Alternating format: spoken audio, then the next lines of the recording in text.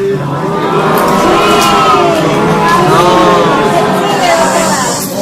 para que disfruten la próxima semana, porque van a estar libres, ¿no es cierto? Claro, claro. Vamos a ver la más corta. Ya. Bueno, los antitusígenos son aquellos fármacos que van a inhibir el reflejo de la tos. La tos, como ustedes saben, es un mecanismo de defensa del organismo. Para tratar de eliminar las secreciones que puedan acumularse en el tracto respiratorio, ¿no? A nivel traqueobronquial. Entonces, ¿por qué se produce la tos? Se produce por la contracción cinética de los músculos respiratorios torácicos y abdominales. Como dice acá, tiene una función protectora de la mucosa respiratoria y mantiene permeable la vía respiratoria y favorece el intercambio gaseoso. La tos se clasifica de dos fases. Puede ser una tos con producción de secreciones, que eso se denomina una tos productiva, que es beneficiosa, y la tos no productiva o tos irritativa, que se puede producir en algunos casos, por ejemplo, en el cáncer pulmonar, en lesiones que pueda provocar el humo de cigarrillo, por ejemplo, en la tos del fumador, ¿no? Aquí sí, como es una tos que no tiene expectoración, podría utilizarse antitusígenos. La tos tiene un componente psicosomático. Ustedes han visto hasta por televisión, ¿no? Cuando le preguntan al novio cuándo se casa, le da tos, ¿no? Entonces tiene un componente psicosomático. El origen de la tos puede ser producida por enfermedades virales del tracto respiratorio, ¿no? Proceso, por ejemplo, un rinovirus que produce una infección respiratoria alta, una ringofaringotraqueitis, el paciente va a tener, aparte de secreción nasal, tos. La rinitis retronasal se acumula a nivel de la rinofaringe posterior y hay aumento de secreciones que provoca tos. La bronquitis crónica, las neumonías y los abscesos pulmonares, el asma bronquial, la tuberculosis, ¿no? Hablamos de que es un sintomático respiratorio cuando tiene más de 2 semanas de tos, y la tos puede ser seca al inicio y después ya puede ser tos con movilización de secreciones. El cáncer pulmonar, la presencia de un tumor mediastinal también puede debutar con tos. La insuficiencia cardíaca, o sea, no solamente son manifestaciones de la vía respiratoria, también el paciente cardíaco, ¿no? Un cardiópata que esté en insuficiencia cardíaca también puede presentar tos, y esa tos es de origen cardíaco. El reflujo gastroesofágico, o sea, cuando los alimentos regresan a través del esófago, del estómago hacia el esófago, entonces el reflujo gastroesofágico también estimula las terminaciones nerviosas y producen abundante tos. Y la presencia de un cuerpo extraño en la vía aérea.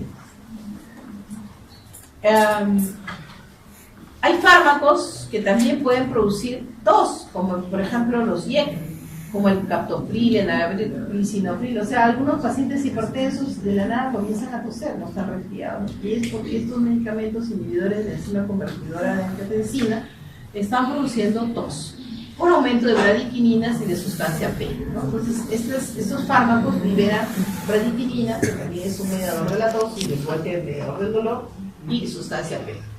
También tenemos los antagonistas de la angiotensina 2, ¿no? Que también lo utilizamos en el manejo de la hipertensión arterial, el losartán, el irbesartán, valsartán, ¿no? O los bloqueadores del calcio, como el nifedipino.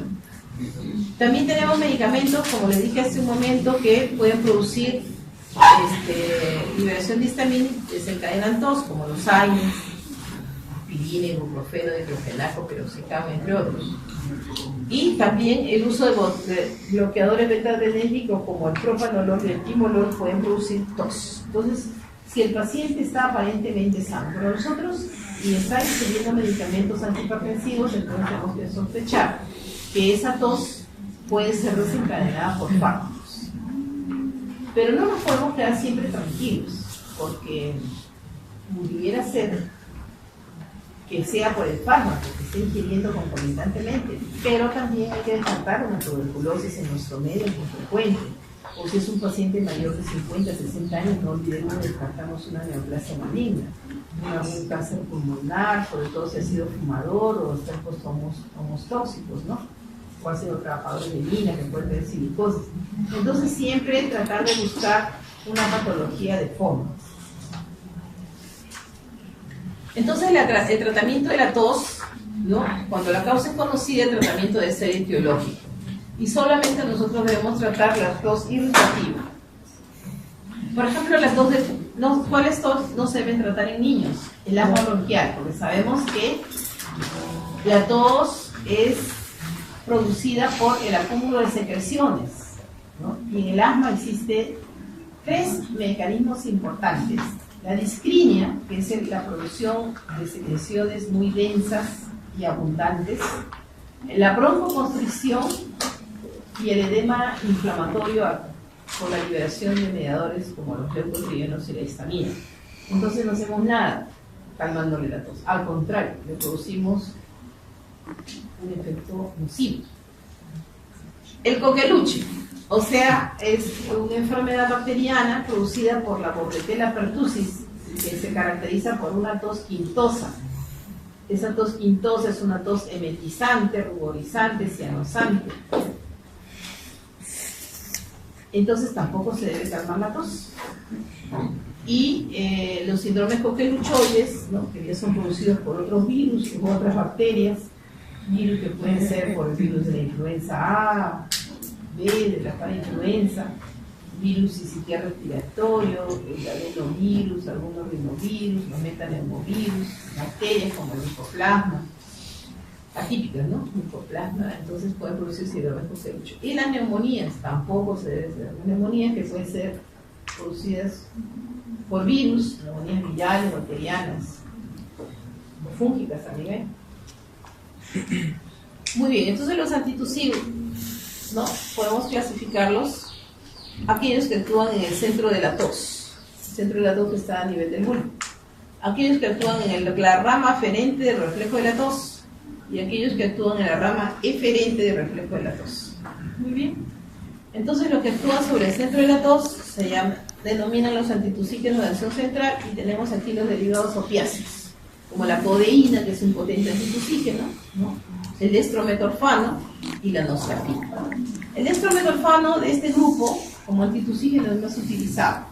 Nombre comercial se utiliza así como destrometorfano o como dextrotosa. Se puede usar en niños, ¿no? Cuando la tos es muy irritante, no es asma, no es coqueluche y de repente no deja dormir al niño, sí se le puede utilizar a dosis baja, 1 miligramos por kilo por día. La codeína, si es un potente antitusígeno, se va a utilizar cuando la tos no se puede controlar con otros antitusígenos menores, como el dextrometorfano y la noscapina, ¿no? Y tenemos los derivados opiáceos, por ejemplo, aquellos que actúan sobre la rama aferente del reflejo de la tos, que tenemos estos anestésicos locales como la benzocaína y la lidocaína.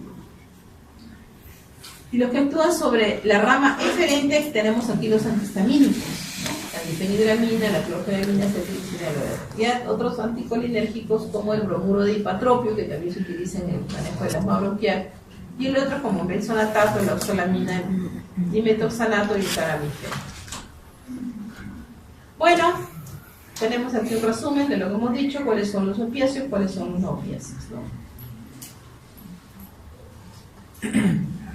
Los opioides, como les dije al inicio, son los más utilizados como antitusígenos.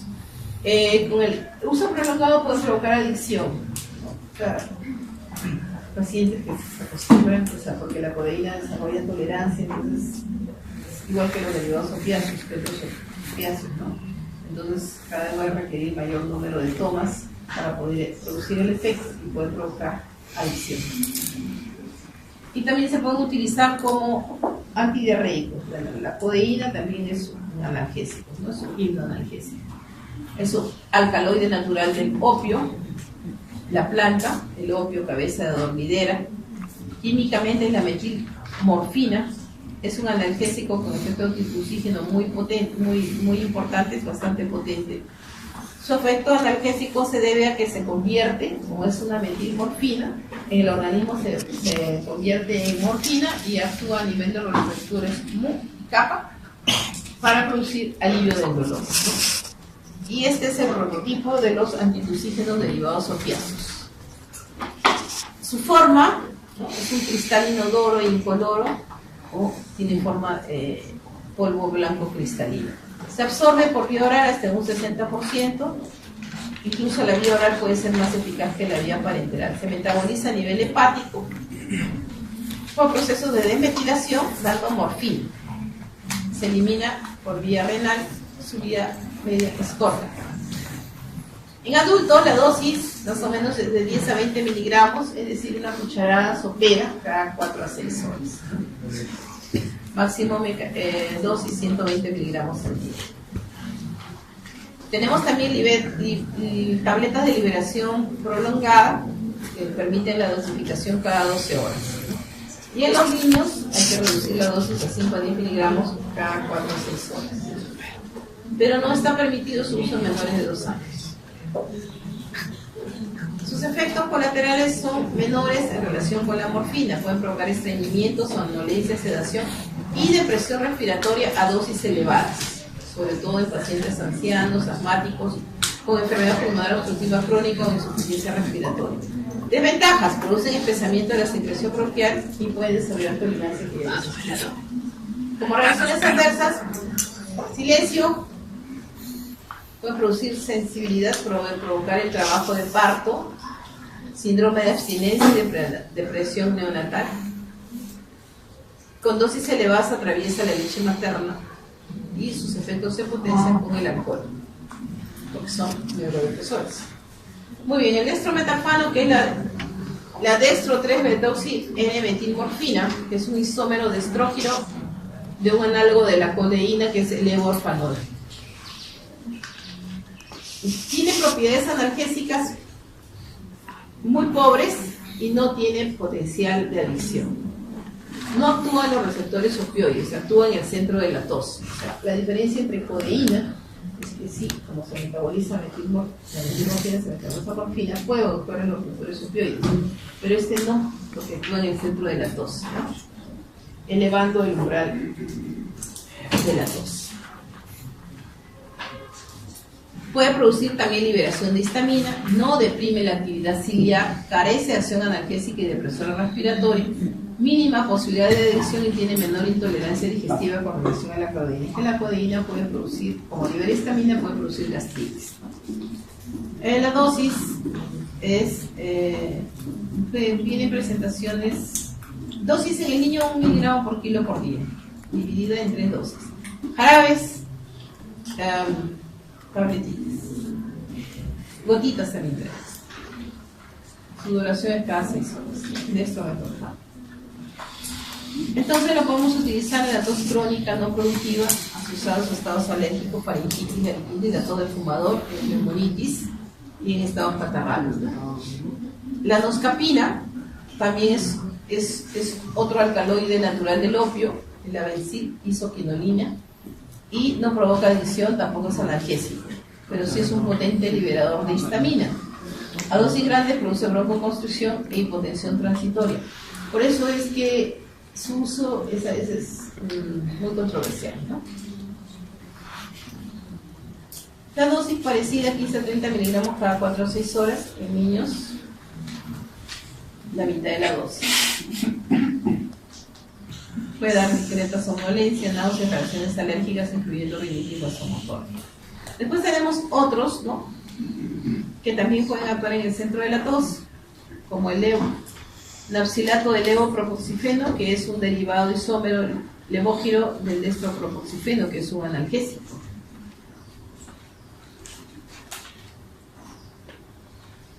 La dihidrocodeína y la forcodina también son otros antitusivos.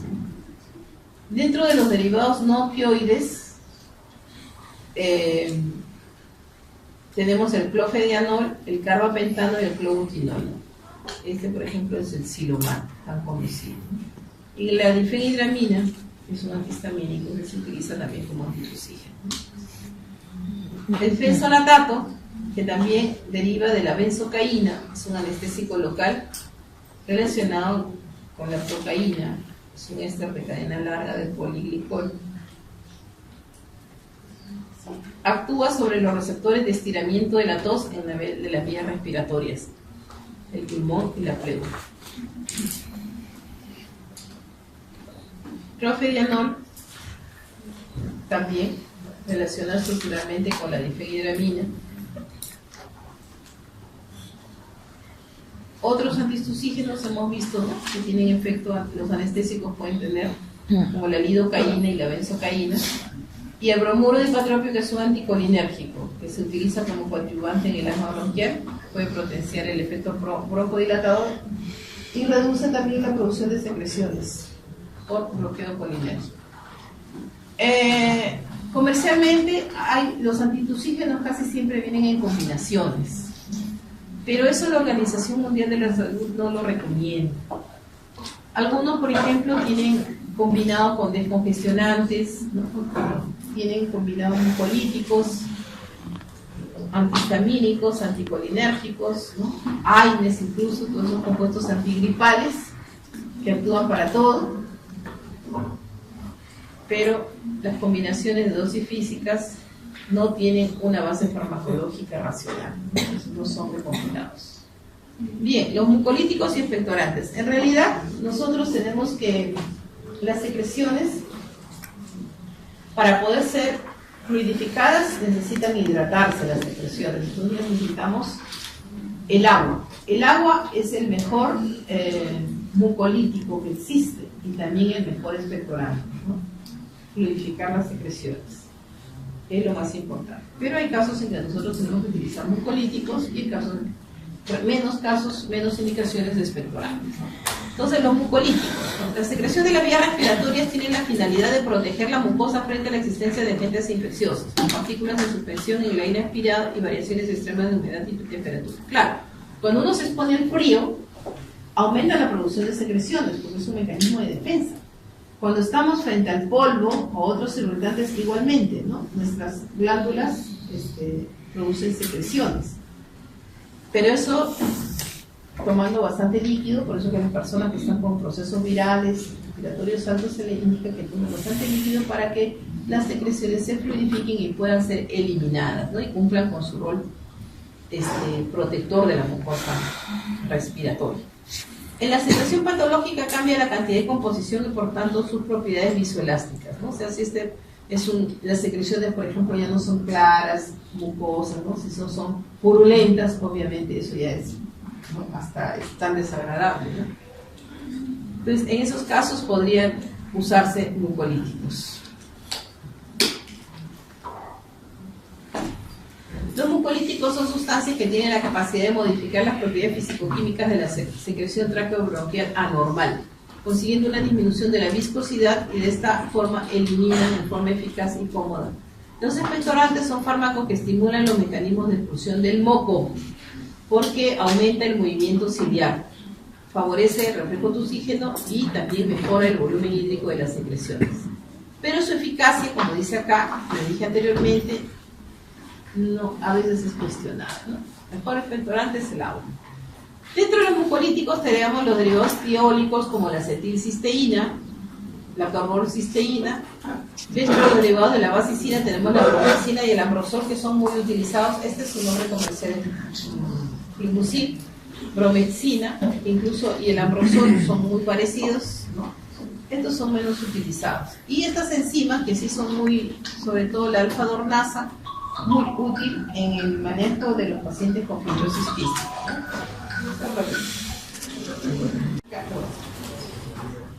Dentro de la farmacocinética, entonces la bromexina, ¿no?, que es un mucorregulador que actúa, estábamos hablando antes de la alfa-dornasa. La acetilcisteína se puede utilizar para el manejo de las traqueostomías, ¿no?, que producen abundante secreción en nebulización, y la alfa-dornasa para el manejo de la fibrosis quística. La bromexina, que es un mucorregulador, actúa activando la síntesis de las cialomucinas, restablece la viscosidad y elasticidad de las secreciones bronquiales, que son muy importantes para el transporte mucociliar.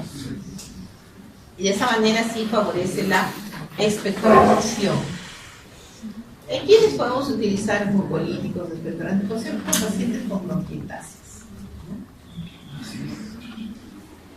Entonces, el mecanismo de acción es que rompe los puentes de sulfuro de la cistina en las mucoproteínas, ¿no?, la inmunoglobulina y la ceroalbúmina, reduciendo la viscosidad del moco.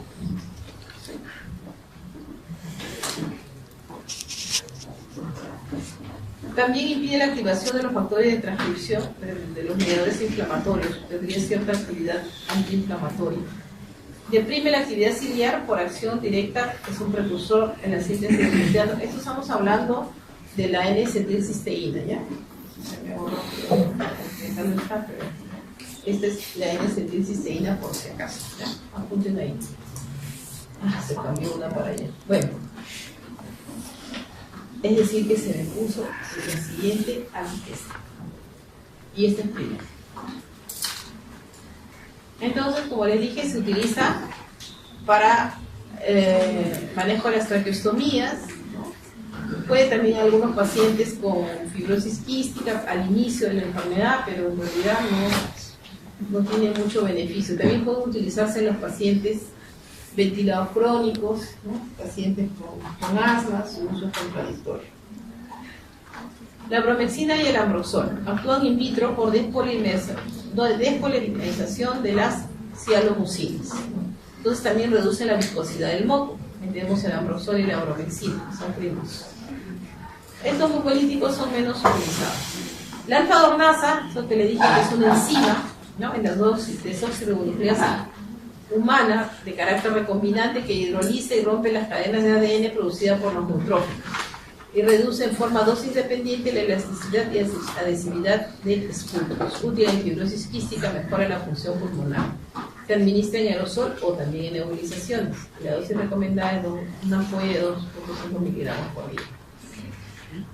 Y los expectorantes, como les digo, el mejor expectorante es el agua, pero tenemos derivados de los terpenos que son muy irritantes, por eso su uso es controversial. Entonces pueden derivar del eucalipto, del mentol, del hidrato de terpina o del bálsamo como tolú. Ustedes habrán de repente visto estos antitusígenos que traen combinaciones de todos ellos, ¿no? Y la ipecacuana, que producía expectoración porque es un gran irritante de la mucosa gástrica, ¿no? Entonces ya no se utilizan el cloruro de amonio, el citrato de sodio sobre el oro. El eucalipto y el mentol, bueno, ustedes de repente, sus abuelas o bisabuelas les habrán dicho, uy, tómate un té caliente de eucalipto, o frótate mentol, pero ya sabemos que eso es controversial. Sí producen expectoración porque son muy irritantes, pero no son muy recomendables. Y menos los ioduros y la guaifenesina, ¿no? Entonces, en realidad, prácticamente estos están en desuso, ¿no? Entonces, como conclusiones, es que los antitusígenos se pueden utilizar en la tos seca e irritativa. Y no se deben usar combinaciones de antitusígenos, sino lo que recomienda la Organización Mundial de la Salud es utilizar un medicamento, ¿no? El que se necesita. La codeína es el antitusígeno de referencia, aparte es analgésico de peso respiratorio, incluso puede provocar adicción con el uso continuo. Y el dextroetorfano no tiene ningún poder analgésico y altas dosis puede deprimir el centro respiratorio. En cuanto a los expectorantes, ¿no? Entonces no se ha demostrado beneficios. Y en cuanto a la actividad clínica de los mucolíticos, también es muy discutida, aunque existen pruebas en que pueden ser útiles los mucolíticos, les he dicho, en caso de fibrosis quística, en caso de enfermedad pulmonar obstructiva crónica. ¿Ya? Muy bien.